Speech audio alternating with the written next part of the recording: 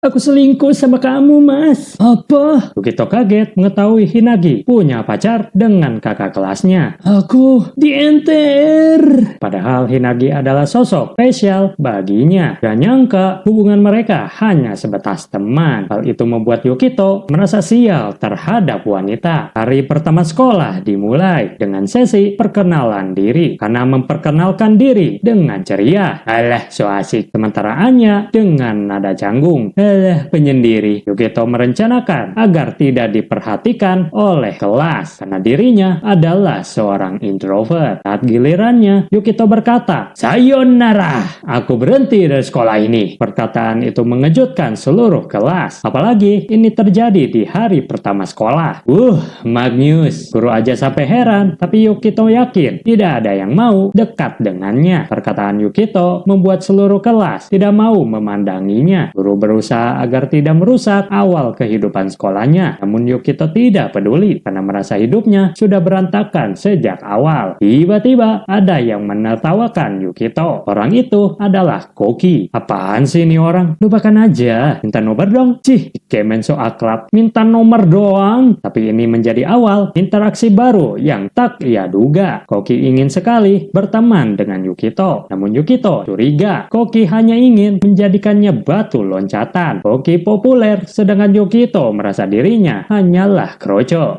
Dasar Ikemen licik. Lo ngeledek gua atau memuji gua? Dah, mau bayar berapa? Dikira gue kanokari. Meski ragu, akhirnya mereka bertukar nomor kontak dan resmi menjadi teman. Karena tiba-tiba datang dan mengajak Yukito pergi karaoke. Yukito mengira ini jebakan. Lalu, Elizabeth mantan pergaulan. Dia bertanya alasan Kana mengajaknya. Kana menjawab bahwa Yukito bukan orang buruk, apalagi bukan hanya dirinya yang diajak. Oh iso, mantan trauma gua ya di dia. Karena itu, ya pamit pergi lebih dulu. Meski Kana berjanji akan mengajaknya lagi nanti. Yukito tidak menyangka bisa bertemu lagi dengan orang yang membuatnya trauma. Hinagi, teman masa kecil yang kini punya pacar. Shiori, sosok perhatian, namun pernah menusuknya dari belakang. Pertemuan itu membuat Yukito merasa tak nyaman. Ia sebenarnya sudah tahu mereka akan sekelas dan berencana ingin menghindari mereka. Hari itu pun terasa buruk bagi Yukito. Sementara teman-temannya bermain di tempat karaoke. Teman Kana bertanya mengapa Kana mendekati Yukito. Padahal seperti anak bermasalah. Koki menilai Yukito sebenarnya anak yang asik. Apalagi ia pernah bertemu dengannya saat bermain basket. Shiori menyadari bahwa Koki adalah lawan Yukito dalam perlombaan basket dulu. Koki sendiri terkejut mengetahui Shiori ternyata satu kelas dengan Yukito saat SMP. Lalu ia bertanya apa yang sebenarnya terjadi. Bahkan Kana juga ikut bertanya tentang hubungannya. Shiori menjawab bahwa Yukito membencinya. Ia mengaku awalnya jatuh hati pada Yukito saat melihatnya berlatih keras di klub basket. Keseriusan Yukito membuat Shiori jatuh cinta. Namun ketika Yukito menyatakan perasaannya, Shiori mengira itu hanya prank. Kesalahpahaman itu berujung tragedi yang membuat Yukito terpuruk. Shiori menyadari hal itu mungkin alasan Yukito tidak mau ikut karaoke. Semua ini salahku. Hah? Apa? Apa maksudnya salah lo? Lo siapa? Teman-teman lain tak menyangka suasana menjadi panas. Hinagi mengungkap bahwa ia adalah teman masa kecil Yukito. Lalu ia bertanya pada Shiori apa yang telah ia lakukan pada Yukito. Udah cuk, malah gelut kayak rebutan sembako. Pertengkaran dihentikan oleh Kana yang menegaskan bahwa hal ini membuat suasana tidak nyaman. Hinagi dan Shiori akhirnya pergi karena mood yang buruk. Pertengkaran itu memang merusak suasana, namun masih ada upaya untuk memperbaikinya. Koki mulai bertanya-tanya apa yang sebenarnya yang telah Yukito lakukan. Di sisi lain, kakak Yukito menanyakan alasan dibalik perkenalan dirinya di kelas. Yukito heran bagaimana kakaknya bisa tahu masalahnya, namun kakaknya tak peduli dan menyuruhnya makan. Saat makan, kakaknya tahu bahwa semua ini pasti karena dua gadis tersebut. Yukito awalnya enggan berkomentar, membuat kakaknya marah. Akhirnya, Yukito berkata jujur bahwa memang benar masalahnya berasal dari dua gadis itu. Meski ia tak menyangka kakaknya bisa mengetahuinya. Yukito kehilangan mood makan dan pergi ke kamarnya, meninggalkan kakaknya sendirian. Ia sempat berpikir apakah kakaknya khawatir padanya, namun menolak kemungkinan itu karena kakaknya membencinya. Kakak Kakaknya kesal karena kehidupan Yukito sendiri yang makin hancur. Ia meyakini dua gadis yang dulu menghancurkan hidupnya, kini juga berusaha menghancurkan hidup Yukito lagi. Hal ini membuat kakaknya tidak akan pernah memaafkan mereka. Kakaknya merasa takut pada dirinya sendiri dan berpikir hubungan kakak adik semakin menjauh. Bahkan Yukito tidak lagi memanggil kakaknya sejak tragedi itu. Meski masih dibenci, kakaknya tetap akan berusaha melindungi Yukito.